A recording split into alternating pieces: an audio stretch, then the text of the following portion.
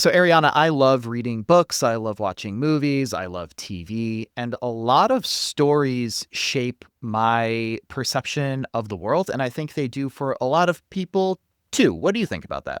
Yeah, absolutely. There's so many stories I've read that have given me a glimpse into another person's perspective or way of life, and not just books, obviously film and TV too.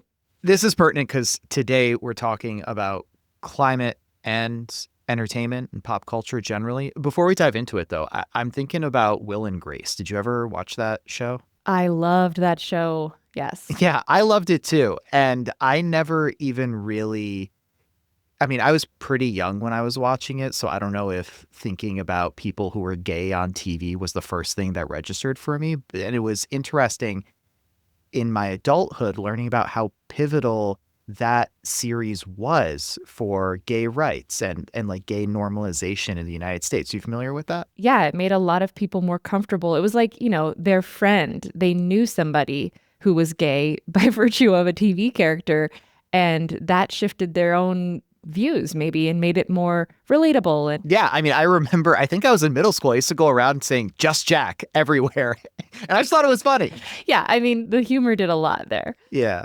So today we're talking about how pop culture and something else in our society intersect, and that's climate. So, spoiler alert, the climate one more thing this week, coincidentally, is about a book that I really like that has to do with the climate and is fiction. So stick around for that. Until then, I'm Kousha Navidar. I'm Ariana Brocious. And this is Climate One. So I don't want to brag, but I'm pretty hip, Ariana. Do you know that? Oh, I mean, yeah, it's obvious. Like, I make it my business to know what's up in popular culture. If I still had hair, I'd have frosted tips. Oh, wow. Wow. I wish I could say the same. Maybe not about the frosted tips, but, being hip. Your loss.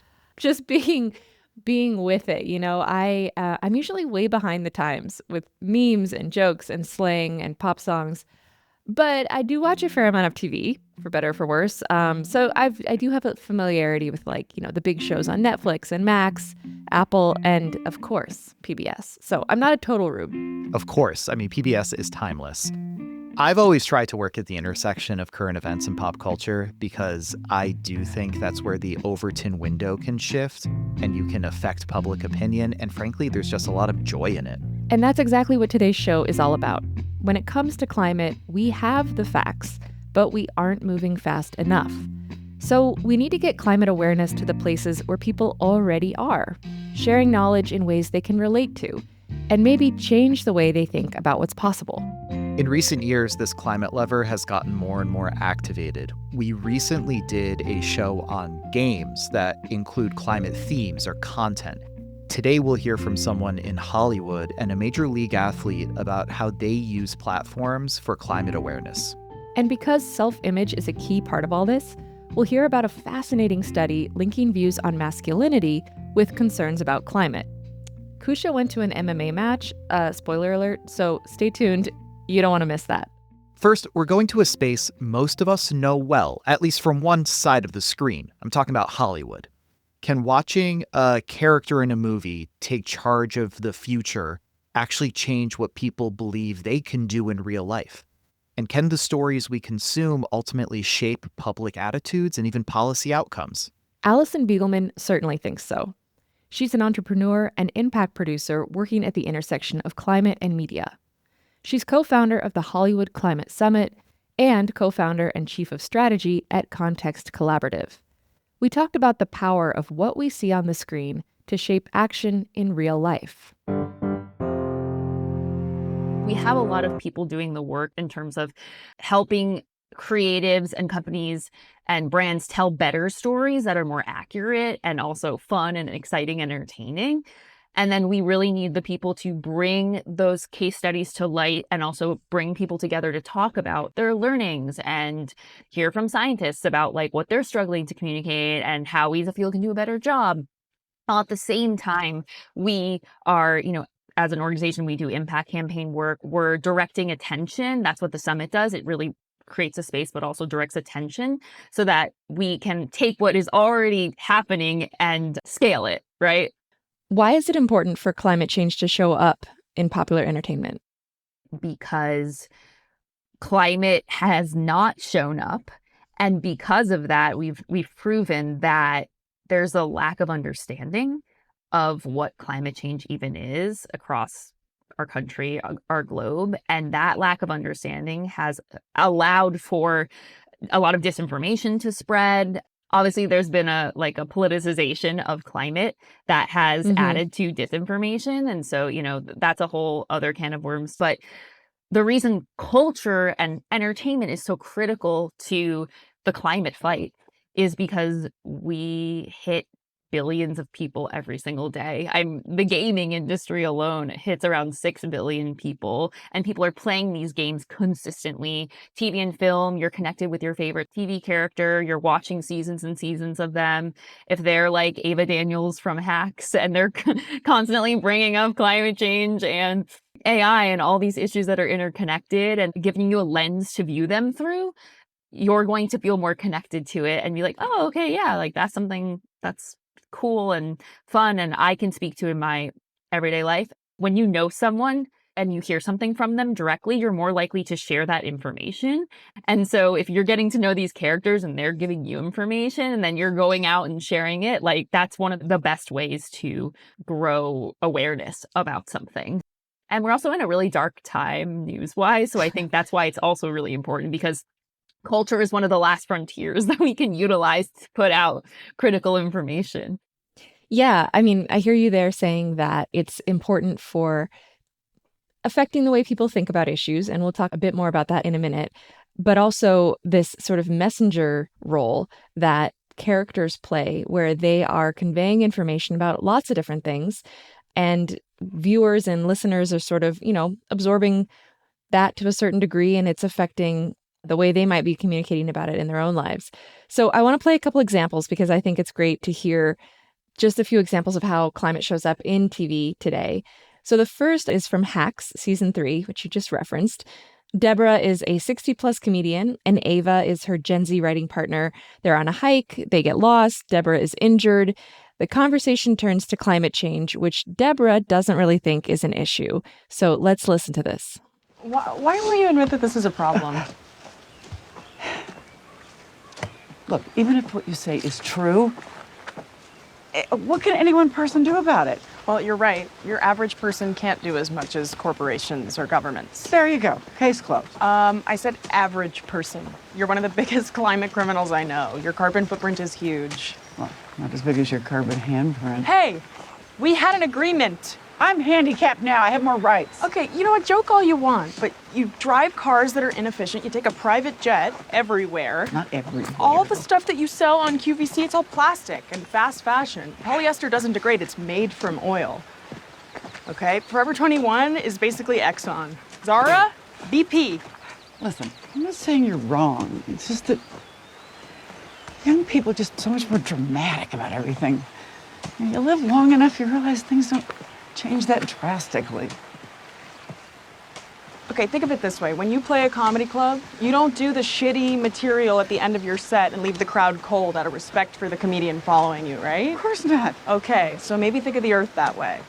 So there's a lot to unpack in there, and I would love to hear your thoughts first. Yeah, I love that clip. That was, I think, from 2024.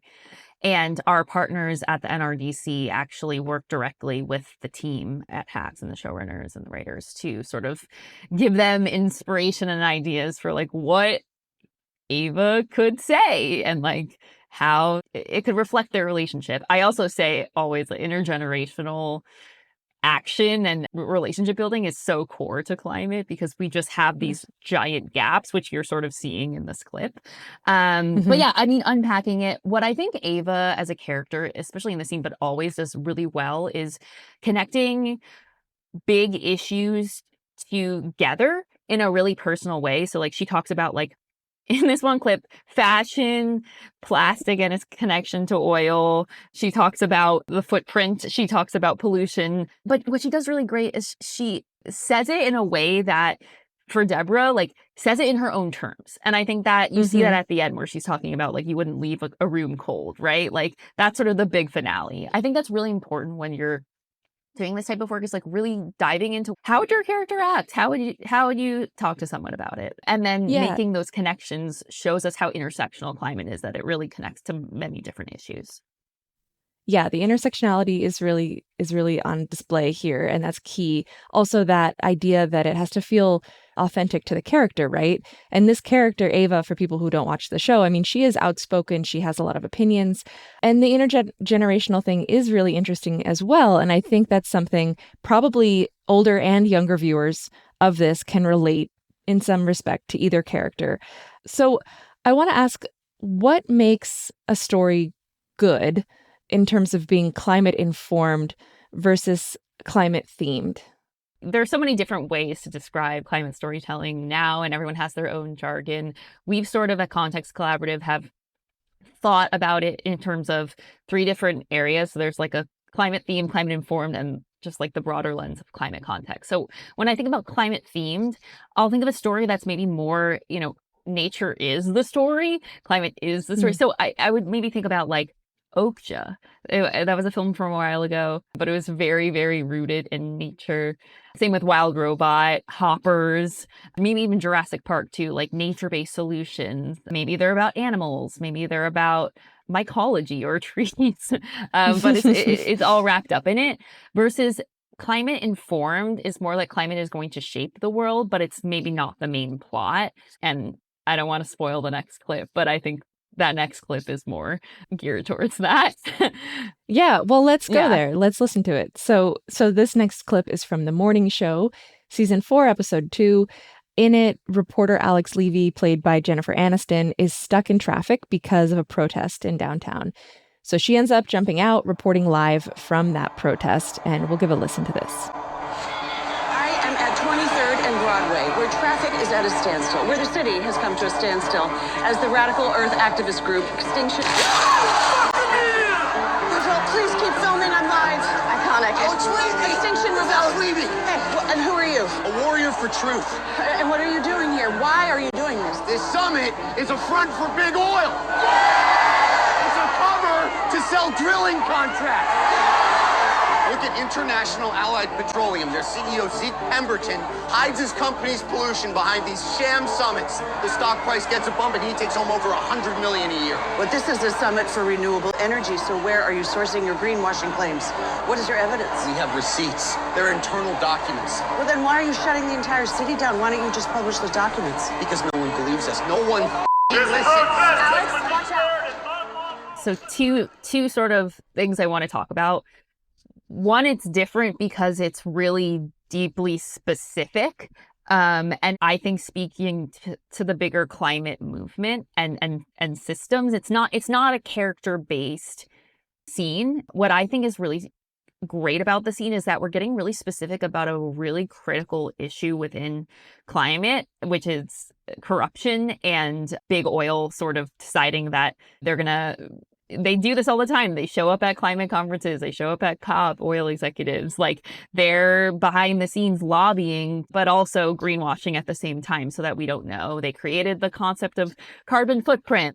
And I think, yes, we don't really need to see that many more protest scenes, because when you hear climate, you want to think of like radical activists. But I think in this scene, what you're hearing is like, they have proof that there's really bad things happening and corruption happening, but people aren't listening to them, right? And so I think that's really an important sort of nuance, and it's important for someone like Alex Levy, the character, to hear, because she probably doesn't know any of this. This is probably new to her. Well, and it gets at this idea, there's been so many decades of good climate science telling us exactly what the problem is and how to solve it. And, for a long time, people were kind of the impression that if we just told enough people the facts, we would fix it. Obviously, that is not what has happened or needs to happen. There needs to be a bigger cultural shift. So things like this kind of get at that. And you hear the frustration from the role of the activist that, there's not action. There's a lot of climate-themed content on TV, in movies, in games, as you mentioned, a lot more than there might have been, a couple decades ago.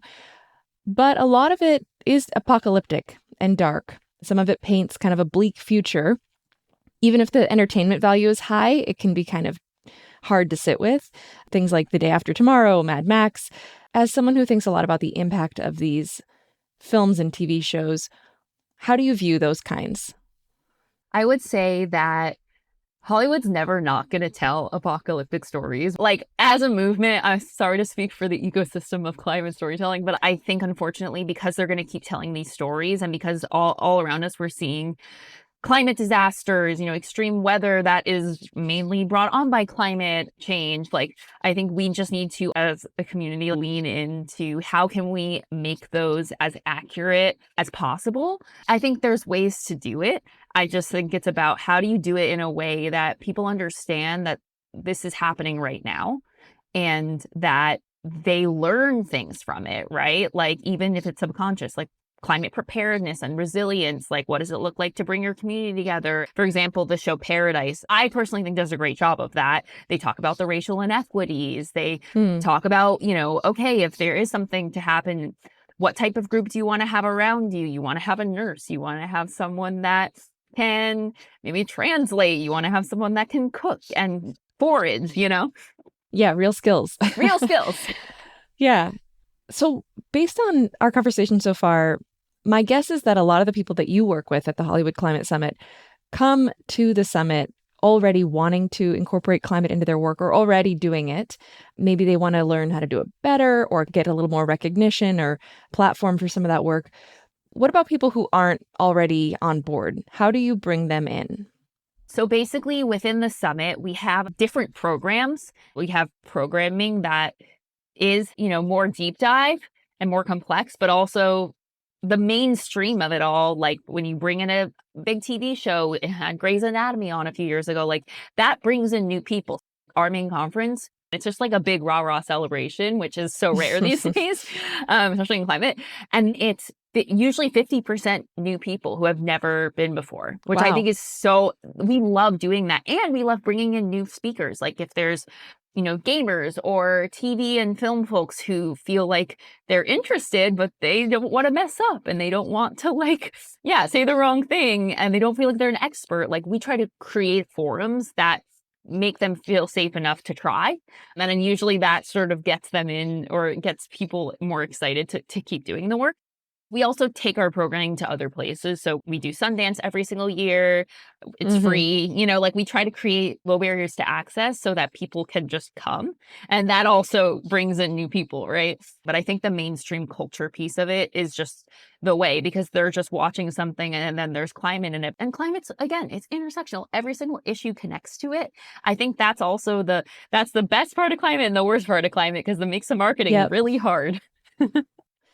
What evidence is there to show that the things we see on screen, what characters say and do and how they behave, affects how we behave in our real lives? Oh my gosh, there's so many great studies. There's some great research being done within the climate media ecosystem. And one of our partners, rare.org, they have an entertainment lab. I could just give you a specific example. There was a case study on the show. I don't know if you watch the show, but I love Sex and the City. So it was the And Just Like That, which was the sort of spin-off future of it all. And they just had a basic scene in the show where Miranda, instead of ordering regular steak, orders a plant-based option. And they tracked that, quoting from the study, viewers who saw a plant-based version versus a meat-only version were more likely to say eating less meat is healthier and better for the environment. And also viewers said that the entertainment value was not affected. So that's the whole thing where it's not going to change the way people are watching the content. But I do think this is a great example of it's a small thing. People probably didn't even know that you could get plant-based options at Chipotle, which you totally can now. So yeah. Yeah. Well, so you've just finished the 7th year of the summit, and I'm wondering if you have any examples for feedback from summit attendees or, examples you've seen of how it's helped them and affected their work. Oh, too many. I know. I need a full database of all the impact stories. I mean, we've had people who have met at the summit who have, created organizations, who've created companies in entertainment around climate storytelling, who've had their projects picked up into development work. Our partner perspective, where Rewild came in as a partner last year, and they met the Greener Light program out of NBC Universal. And then they ended up being a main partner on the Wicked Green for Good campaign Oh, because they huh. met through the summit. Like there's hundreds of examples like that, where it's like you just need spaces for people to connect that's intentional, that's both around their work and their passion, which most people that work in media or climate, they're probably both, right? You Yeah. have to really have the grit to do it. And so I would say that's why these spaces are so critical to the infrastructure of movements and also industry, especially burgeoning industries like the climate entertainment space. And I'll also say people get jobs from coming. Oh, Oh, yeah. for sure. Like so many of our partners have said that people cite the summit when they're coming in for a job that's in this sector, and that they learned about sustainable production, or they learned about climate storytelling, or all these other sort of connected sectors because they came to the summit. So, yeah. Yeah. Well, we'll leave it there for today. Allison Begalman is Chief Strategy Officer and co-founder of the Context Collaborative and co-founder of the Hollywood Climate Summit. Thank you for joining us on Climate One. Thanks for having me. Coming up, a surprising discovery linking men's views on masculinity and climate. The more a man was like, yeah, I'm really stressed out about appearing masculine, the less willing he was to express concern about climate change. That's up next when Climate One returns.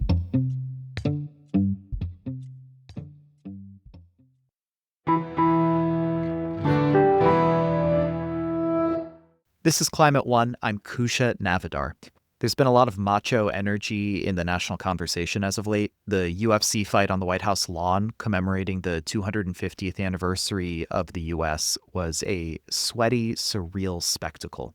Was it simply entertainment, or does it reflect something deeper about culture, about identity and attention itself? It's hard to tell. Recently, Defense Secretary Pete Hegseth announced all American military personnel aged 30 and older, men and women, will be required to be tested for testosterone deficiency. This feels like a caricature of traditional masculinity, but it's a real thing happening in our present moment. Yeah, and though there's a lot of talk about the rise of the manosphere, speaking as a man, I think it's important to underscore that masculinity is not a monolith, of course. What I see in the discourse is a lot of guys that feel isolated, that feel unrecognized, and my heart goes out to them. And you see it trickle out in all different ways. For some of them, their conception of masculinity can conflict with saying they care about the planet. That's the focus of our next conversation. Michael P. Haselhuhn is an associate professor of management at the University of California, Riverside. His research looks at how concerns around social identity influence judgment and behavior. He authored the report, Man Enough to Save the Planet: Masculinity Concerns Predict Attitudes Toward Climate Change. That's in the Journal of Environmental Psychology. I talked to him about his findings. A lot of people have found that men tend to be less concerned about climate change than women, or at least they express less concern about climate change. But a lot of the focus has been on the women's side of things, like, oh, women are socialized to care about others and to be more communal, and that's why they care more. And I kind of took the other side of things. I said, well, what if this caring and compassion that's associated with caring about climate change, what if that turns men off to expressing concern? You know, they don't want to look like they're caring and compassionate, and that actually leads some men to say, maybe it's not such a big deal. There's a lot of work that shows that, men have to be manly men and, showing that they're masculine, but I was really surprised that it translated in, over to something like climate change beliefs. Okay, so let's talk a little bit about the study itself. How would you explain the test to people who are just getting introduced to it?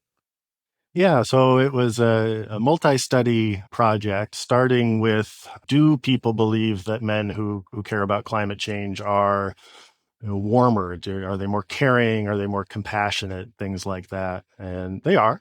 And so it kind of established that from the beginning. But then the next three studies were kind of the meat of the projects, where it says, well, if men believe that caring about climate change paints them as being caring and compassionate, are men who are really worried about their masculinity more likely to avoid appearing caring and compassionate, and therefore more likely to say, climate change isn't such a big deal. But the finding was really consistent. The more a man was like, yeah, I'm really stressed out about appearing masculine, the less willing he was to express concern about climate change. Interesting. So the study looked at the correlation, I guess that you would say, the strongest Yeah. correlation you found was between men who demonstrated insecurity or at least concern about masculinity having a strong negative opinion about specifically using the term climate change or just caring about the environment in general? It was specific to climate change. That word, that term. Yes. Okay. That term. I think part of the reason why it's so interesting to me is because there has been this swell I found in the past 5 years, at least, of talking about the manosphere and how norms and ideas of masculinity are really coming to the forefront of seeing both the impact on our society, but also just within an individual guy, an individual man, a person who identifies as a man. For you, how familiar were you with this discourse or with just the manosphere in general before this study? Fairly familiar. I've been doing research on gender for about 20 years now. 10 or 15 years ago, I conducted research on linking testosterone to various behaviors, which is associated with the extent to which you care about being a man and showing your aggression. So with the kind of societal turn towards, with leadership even expressing that it's important to always show your manhood, it's like, hey, this is familiar. Yeah. Did anything surprise you about the study then? Because it sounds like it was pretty consistent with what you had found in your previous research. Yeah. So at the risk of being too honest, I started the study and I found the initial results and I said, yeah, all I'm measuring is political orientation. So men who are further to the right tend to be more concerned about their masculinity, and they tend to not report as much concern about the climate. So I said, I'm just capturing political orientation. If somebody's here. on the left or if somebody's on the right, you're going to Yeah. see. Yeah, I get that. That makes sense. Exactly. Yeah. So I didn't get too excited at first, but in two of these studies in the project, I also collected political orientation and ran analyses where you sort of take that out of the equation to a certain extent, and the effect is still there. So that was really surprising to me, is it's not just a political orientation story. So what you're saying there is that there's a subset of folks, of men who identify as being left-leaning, who are also concerned about their masculinity and who also do not want to use the term climate change, have less of an belief in climate change. Am I hearing that right? Yeah, that's exactly right. So from a statistical perspective, once you take that out of the equation, it doesn't matter whether you're left wing or right wing. It's just your concern about yourself being a man that predicts the climate change attitudes. And I wonder for you, did this study challenge how you think about masculinity? Oh boy, it's a really interesting question. I don't think it challenged me how I personally think about masculinity, but I have a 16-year-old son. And it kind of made me reflect on what are the lessons I'm teaching him about his masculinity and about how he feels as almost a man. And, have I instilled a concern in him about needing to prove that he's a man? And could that affect things like his concern for the environment growing up? I hear you. As an academic, you're touching on something that is so easily recognized in the public discourse. Like these ideas of gender, they're not necessarily academic. Everybody has their own take on it, whether they ride motorcycles or whatever. When you're talking about this in group settings, at dinner parties or what have you, have people had interesting reactions? People get kind of sad, to be honest. Well, so what do we do about that? Because, like you said, especially in the last few years, I think there's become more of an emphasis on men need to prove their manhood and be manly men and things like that. Again, from leadership in the United States on down. So does that mean it's just going to get worse? What do we do? How do we, not that men are the victims here, but how do we help men it's okay. You're a man, and we believe you. So now go ahead and do something about climate change. Do you have any sense of what that would be, or are you really just like, listen, I'm the messenger. I can't fix this. I'll run another study if you want. What do you think about that? I have some ideas. So in other research, I looked at men who are worried about their masculinity are less likely to forgive others because forgiveness is seen as a more feminine trait. And in one of the studies from that project, we threatened their masculinity, and then we gave them a chance to restore it. So they either thought of 2 times where they were recently felt like a real man. Super easy. You can easily come up with 2 times in the last day or so. Or they had to come up with 10 times they recently felt like a real man. That's hard to do. So the guys who did that, like, oh man, I guess I must not be a real man because I can only think of 7 or 8 times. And they told me to come up with 10. So the guys who could reaffirm their masculinity by thinking of 2 times they were recently real men, they were then willing to forgive. They're like, okay, I'm not so threatened anymore. Oh, wow. So giving them the ability to affirm the identity that I'm guessing they want to feel Right. masculine, gave them the capacity then to do this other act, forgiveness, not typically associated by them with manhood. Did I capture all that correctly? Yes. Yeah. Interesting. Perfect. And so if you were going to extrapolate that, then I'm guessing what you're saying here is there's a possibility that finding ways to allow certain men to feel affirmed in their masculinity might open the pathways for other actions that they might otherwise feel prohibited towards.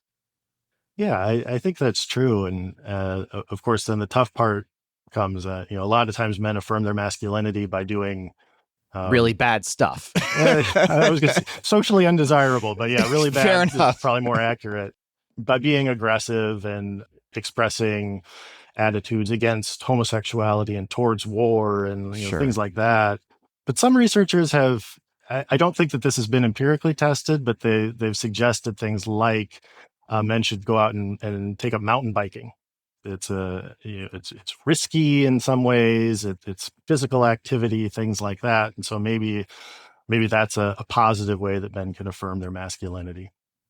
So really there's this discourse that you feel needs to happen next on what are ways in which we allow men to affirm their masculinity in a way that is socially desirable, is the term you used, healthy, productive. Yeah. And I think that is kind of a lot of where I think the discourse is going, even outside of climate. I mean, I stumbled onto this study purely outside of being interested in climate.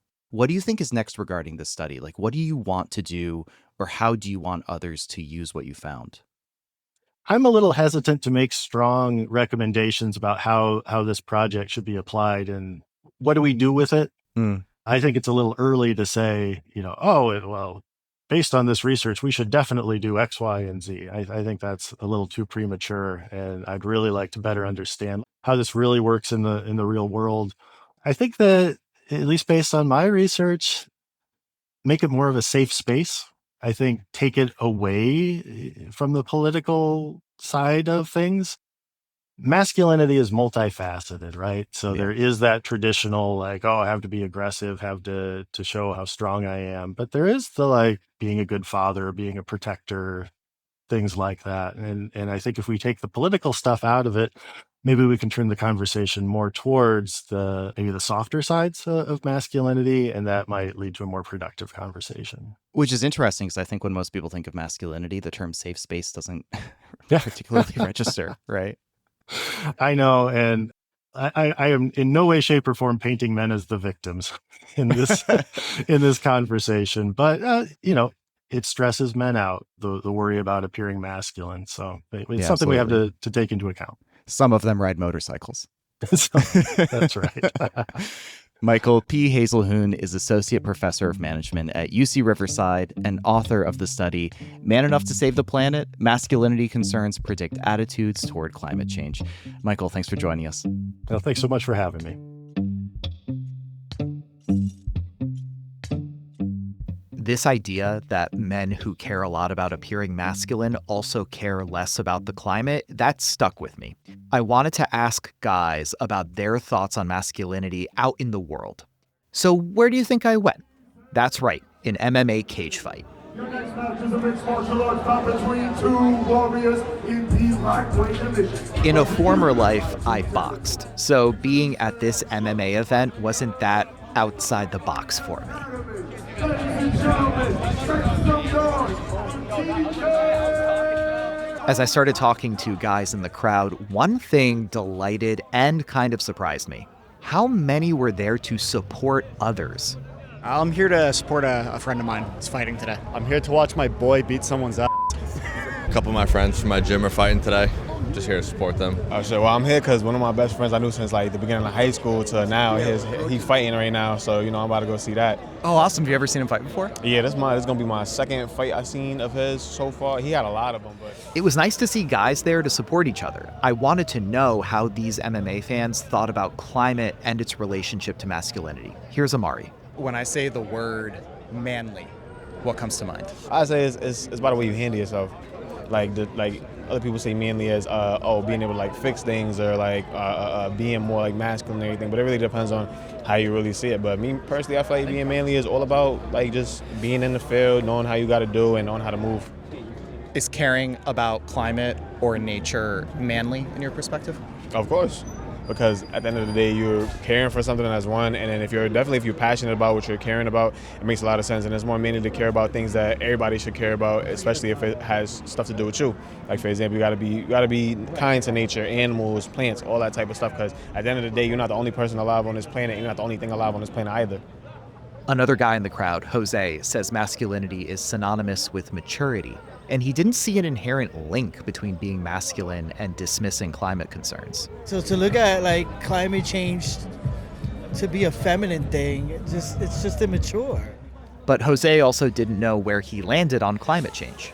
Can I say that the climate is changing? I guess the climate is changing. That's what I'm being told. But I'm also being told on the opposite, right? So it all depends on I guess it all depends on what I've watched in the last 2 days, and then for the next 4 or 5 days, that's what I'm going to be pushed to believe. I don't know anything anymore. It just feels like nobody knows anything anymore, and it's just, you got to do your own research, but then when you start doing your own research, you get fed what they think you want to believe. Another guy, Devin, didn't see a link between climate change and masculinity either. I don't think it has to do with, which gender it is. I think any concern for any topic could be, I don't think it has to associate with a gender, no. But he didn't think climate was much of a worry. Nothing really to be concerned about, I've heard it and I think I kind of brushed it off. I wasn't really too concerned about it. For his part, Bill says talking about climate change is manly. Yeah, I think, having an opinion and as long as you have research and, information to back up and, why you can have a constructive thought about why you think a certain way. I think the word manly is kind of antiquated. I think manly, right, is part of the word humanly, right? So I think more humanly. I just think I would say what a good man is a provider, loyal, empathetic, somebody that has compassion for others, tries to help others, puts others before themselves. This jives with my own ideas around masculinity. I think it's important to note that out of all the guys I talked to, no one was willing to say that caring about the climate challenged their sense of masculinity. So maybe I asked the wrong guys, or maybe this is a conversation that frankly is deeper than some folks wanted to have on a Friday night. I really appreciate the guys who were willing to talk to me. It was my first time stepping into the ring this way, and I hope it's not my last. For your winner by unanimous decision, fighting out of the red corner, John the Big Bird Kadziorowski.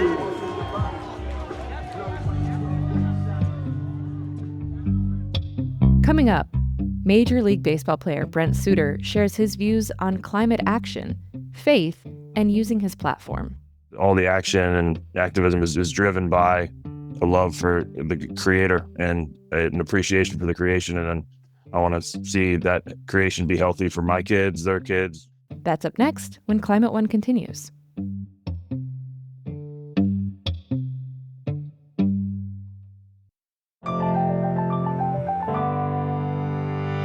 This is Climate One. I'm Kousha Navidar. As a sports fan and player myself, I was pretty excited to speak to our next guest, Major League Baseball player Brent Suter. He's played for the Brewers, Rockies, and Reds, and now plays for the Los Angeles Angels. He holds a degree from Harvard in environmental science and public policy. Suter is an eco-athletes champion, and he's used his platform to advocate against plastic waste and the effects of climate change. And recently, he became the first American Major League Baseball player to speak out against fossil fuel advertising in sports. We'll get into all that, but first, what I really wanted to know from him was where he got his nickname, the Raptor. It happened in the minor leagues when one of my teammates, Tim Dillard, who one of the funniest teammates I've ever had, he noticed I ran like I was running uphill, kind of slanted over in my arms, kind of like a dinosaur's arms, and he would just start making these raptor noises like as I was running around in the outfield. And he just started calling me the Raptor. I started doing like little cameos in his videos. It just kind of stuck. And then I got called up to the big leagues, and they were very well aware of the videos, and they asked if I could do Jurassic Park as my walkout song. So I did that, and it just became a whole thing. The John Williams theme from Jurassic Park came out. Exactly. That's as far as walkout songs are concerned, that's pretty good. Like that's an epic song to walk out on. What's scarier, a T-Rex or a curveball in the MLB? I don't know. One of them's hard to hit. Depends on whose. Yeah, it depends on whose. Yeah. So let's talk about kind of your backstory leading up to both your career and then also your activism. So my understanding is that your climate awakening came after watching the documentary An Inconvenient Truth when you were a freshman in high school. Tell me a little bit about that, about seeing it, what impact that had on you. Yeah, my mom, I remember she got it from the library and we watched it, and I was just blown away. I watched the whole movie like kind of with that face of like, what the heck, and shock. You have an awestruck face on right now. Like yeah, sorry. Yeah. No, it's okay. Right. For our radio listeners. Right. And I knew right then and there that I wanted this issue to be the kind of the very central theme of my life. I mean, you were 16. What did it feel like for you on an emotional level? Can you recall that as a 16-year-old watching that? Yeah, I was heartbroken. We were just kind of very almost disillusioned at the end of it. Like, what? We're doing this, and we've had this much time learning about how companies knew about these facts and figures and were hiding them. It just got me so angry and disillusioned. But then at the same time, it was like a motivating feeling of, hey, this is something to really focus on. It was motivation, anger, a little disillusionment with hope at the end. So it was a bunch of feelings going on. Who were you angry at? Probably humanity in general, of like, how do we let this get already to this far, and we continued to go there, but maybe particularly the people who knew the info, knew the problems, and just hit it because of profit. Yeah. You were in Cincinnati, you go to school at Harvard, you decide to study environmental science, and along the way become a pro baseball player. Was there a moment that you decided environmental science while you were in school, or did you know even before I knew it. Yeah. I knew it right away. Yeah. How was it for you transitioning into a space where your focus on climate was less about being in school and now more of just being a professional? I mean, let's take the World Cup, for instance. In June, climate activists protested fossil fuel sponsorships at FIFA stadiums. And we know that fossil fuel companies sponsor so many sports, professional, etc. Like Saudi Aramco, I'm thinking of, major sponsor of the games. You released a statement with the Sierra Club about wanting to partner with more clean energy companies instead of fossil fuel companies. So when you think about how heavily fossil fuel companies appear in pro sports, how do you navigate that as a professional athlete? It's challenging. I've never been a part of a team that's wearing the patch of a oil company or have it all over the stadium. But I just released my statement saying, I wish we could do better in terms of both the company's behavior, the fossil fuel companies with their behavior towards the climate, and with how we choose our companies that we sponsor, where we want to align values with what we wear on our patches and what we have in our stadiums. And right now, a lot of, basically all fossil fuel companies and I don't really have the same values about where we want our planet to go. So it was something I wanted to say and said it, and I did it like as respectfully as I could. I was not trying to rattle like the cage crazy, but I just wanted my feelings to be known. I want to touch on how difficult it can be for folks managing a professional career with personal views, like in general. Those two things sometimes can conflict. I mean, other athletes' careers have been affected by speaking out about social or political issues. Does that give you pause when you are trying to navigate how to speak about what is your truth? Yeah, yeah, absolutely. I mean, I'm towards the end of a career, but I still want to play, at least one more year.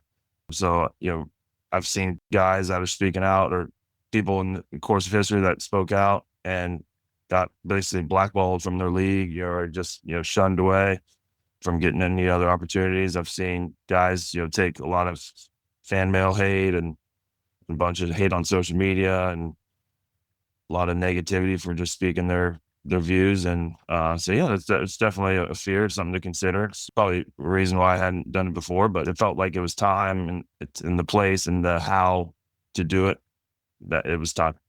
What made it the time? I get the how, but why that moment Yeah. specifically?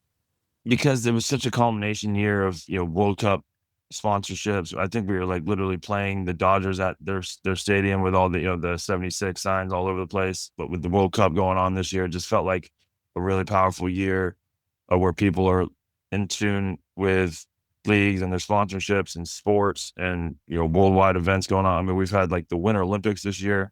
We've had WBC, the World Baseball Classic. We've had FIFA, we've got a bunch of events going on. And obviously MLB and all the other leagues are going on as well. So it just felt like this was a moment for pause and for reflection and for just releasing a statement about my views. Looking back on it, do you feel like, and I guess just your experience being a pro athlete, do you feel like there's a role that athletes can play in moving climate action forward that other folks in society can't? I think politicians and scientists. Yeah, I mean, politicians certainly are maybe the most important because they have the pen and paper for policy change, which is where we really need to go with this action. But we as athletes have a really big and important platform for uniting people from all over the spectrums and saying, hey, I get you're on this side, you're on this side. You like watching me play. Listen to what I got to say. What do you think? You know what I mean? Let's unite behind this. Let's make it a uniting issue with action at the end of it, rather than something we just yell at each other about and then go our separate ways in anger. So I think the fact that athletes can reach all kinds of people, all ages, all backgrounds, it's important. I think there's a very important role to play. How does Brent at 16 look at climate in a way that Brent right now in his 30s, right, is looking 20 years later, yeah. 20 years later is looking at climate, either the personal motivation or your perspective on ways to impact change? Like, what's changed for you over time? Yeah, I mean, there's still hope. Obviously, these 20 years haven't been policy change that we were hoping for, and that the Inconvenient Truth was hoping for, I guess you could say. But the beauty and the reverence for nature is just like I feel like it increases every day for me, because it's just like the more you learn, the more you experience this life. Now I have 3 boys, like watching them experience the beach and the forest and all these amazing gifts we have on our planet, and seeing wild animals and going, oh my gosh, the awe of like seeing a deer. I mean, when I point out deer, they're just like, oh, what I mean? There's like all this stuff. The reverence I have for just nature in general continues to be improving every day. But yeah, there's also some frustration in terms of how we're continuing to treat the climate like this without really a path forward focused on sustainability. It's frustrating.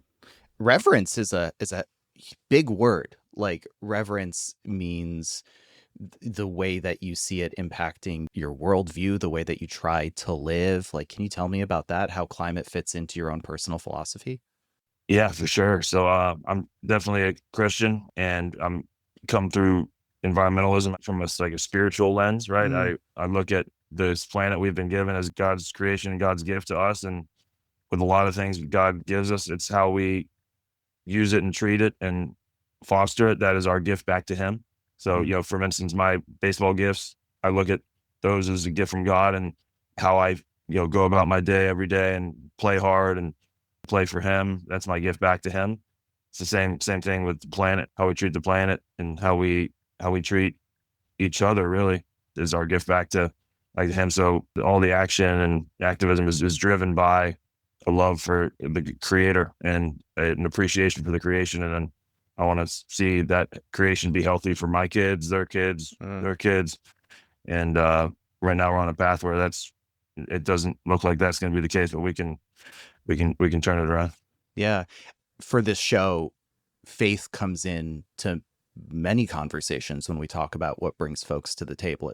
Something I always am curious about with folks for whom faith is such an important element of their views on climate is how it colors that view on climate. Like, is the way that you try to reach out to people, the changes that you would like to see, anything within the way that you treat your climate activism, is any part of it affected by the way that you feel faith? Certainly. I mean, well, we were talking earlier about like if I had anger, you're watching the views, but a huge part of Christianity is, you got to let go of the anger. You got to forgive and be forgiven. We all have stuff that we need to be forgiven for. So really forgiving the people who have in the past basically, sinned against the climate, I guess you will, or just, had knowledge and they hid it and went profit over planet over and over again. Like forgiving those, or attempting to forgive those people and not put them in a hardness of heart category, and not letting my heart get hard myself. And also, like I was talking about with the reverence, but like experiencing nature, going out, taking, walks, going to the beach or whatever, and feeling God's presence. I mean, that it's the next level experience with nature, as opposed to just thinking, looking around and saying, oh, it's beautiful. But if you really think about this intelligent design that created us and created this beautiful planet, it takes it to a deeper level of communion, if you will, with God and with nature. Yeah, I totally feel that. I think that's a lovely way of putting it, the reverence. And I think it's always quite interesting to hear how people process anger in a way that becomes productive versus destructive. A thing that I want to know about is with you and your teammates too, though, because here I played sports a lot growing up. I still play sports today. I am on the WNYC softball team. Just want to call them out. I had a game 2 days ago. Yeah. I did hit the ball. I did get a RBI that game. So that's good. Let's go. I play first base. Just want to let everyone know. Okay. Yeah. So when you are with your teammates, I want to know what that is like, where professional sports and being a person intersect. So you notoriously, Brent, bring your own Tupperware on the road so that you don't create waste or use plastic. So at the lunch table with your first baseman, you bring out your own Tupperware from home. How do your teammates respond to that? Yeah. Some of them laugh. Some of them are very inquisitive. Some of them just kind of go, "Oh boy, here he is again." But I use it if there's no reusable dish. Like if there's reusable dishware, like plates and actual plates and forks, I'll use that. But if not, you go in there, put the food in, eat it, then get out my own dish soap and wash it out. And guys are like, "Why do you do that?" And it sparks really good conversations. It sparks conversations about climate, about saving trash, and that and my 3 bottles really make a statement when I go sit down at the dining room. I got my water bottle and 2 Yetis, and then my bento box. That's like what is that? But so, some guys just noticed it a couple of days ago. They're like, "Do you use that every day?" I go, "Well, every day there's not reusable dishware, I'm using it." And they go, "Yeah, all right, why?" And so it's a good conversation starter. Can you tell me more? Like, what's a memorable conversation you've had with your teammates? Yeah, I just had one the other day. One of our very notable players was like, "You use that every day?" I go, "Yeah." He goes, "Why?" I go, save trash, environment." And everybody else chimed in like, "He's an environmental science guy, remember? Environmental science. He loves the planet, remember?" And it was good. They were saying it, genuinely, but certainly with a little bit of ribbon in there maybe. But I used to get, especially like 2020, 2021, it was like very charged political climate, and there was a lot of like lib being thrown out. "Oh, you lefty lib, blah, blah, blah." I don't hear that as much anymore. It's more this environmental guy. When you have conversations with your teammates about all of this, about the climate, about advocating for it, You mentioned that it's political. Is there some language that you avoid or ways of speaking that you found works for you?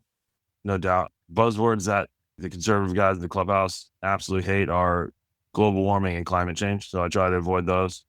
What do you say instead? I just say man-made environmental problems. And I don't go environmental catastrophe or environmental disaster or anything like that, or emergency. I just go, problems in the environment. Try to keep it like that. And that usually gets a little bit, the tone of the conversation or the emotion, a little bit charged down rather than charged up, and then go from there. But just try to take them through facts. A lot of them are trying to question the science of the climate, saying the scientists were paid by lobbyists and all that stuff. And I try to debug those facts or just counter those with just common sense stuff of like, hey, listen, since the Industrial Revolution, we've taken half the planet's forests off the planet and we've put in how much, CO2 into the air. Like, these are just facts. And so we're basically quickly removed a lung from the planet, and that has serious effects because some of them are like, planet's too big and it's too many resources for us to have an effect. And I go, well, 8 billion of us have an effect. When we live in like this, it's just the facts. So we need to get better. I guess what I'm wondering is, you talk about debunking misunderstandings about science, and that is quite difficult because even faced with certain facts, people will rationalize both ways a lot of things. How do you approach talking about science? I try to remind them that, vast majority of science agrees with the facts and figures. And I try to connect with them on a spiritual level too. And like a lot of the best scientists ever, especially the early scientists, did science as a practice of glorifying God, right? They were trying to study the intelligent design as a means of discovering and revering the creator. So I try to connect with them on the spiritual level with science. And sometimes that works, sometimes it doesn't. A theme that I am picking up on with your work especially is bridging folks from different perspectives. Yeah. And I do try to look at myself as like a bridger or like unifier of guys from different perspectives rather than a combator or big debater. I still love to debate, and I used to be really into the debate and wanted to win. And I found out like that just really it's not the best way to win over people. Were you on the debate team? No, but certainly if there was one in MLB, especially in like 2018, 2019 period, I would have been, on the debate team. And your nickname would have been the Raptor. Yeah. Raptor debater. Oh, yeah. Brent Suter is a Major League Baseball player and the relief pitcher for the Los Angeles Angels. He's also an Eco Athletes Climate Champion. Brent, thanks for joining us. Really appreciate it. Thank you so much for having me. It's been a pleasure. Hey, it's the end of our show, and we have something extra to share with you. It's our Climate One More Thing. Kousha, what have you got? Okay, if you are still listening from the beginning of the episode, you made it all the way through, so here it is. One of my favorite books. It is a 2-book series currently. Becky Chambers' Monk and Robot series. Have you heard of it, Ariana? I have not. Is it fantasy? It is fantasy. I would put it in a specific, like, solar punk lens. Do you know solar punk? Yes, I'm aware. Yeah.